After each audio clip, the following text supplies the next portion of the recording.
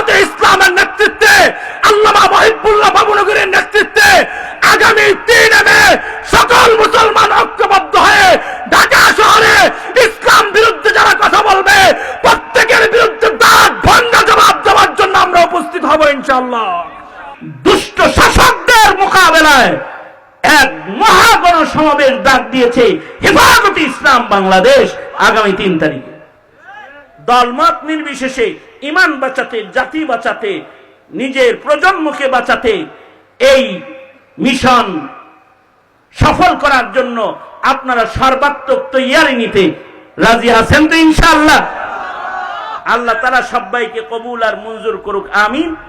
আমাদের সকলকে আল্লাহ তাআলা কবুল করুক।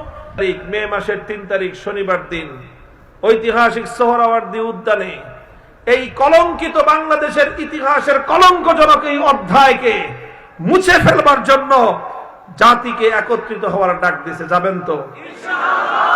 হ্যাঁ, যাবেন তো? কারা কারা যাবেন হাত তুলে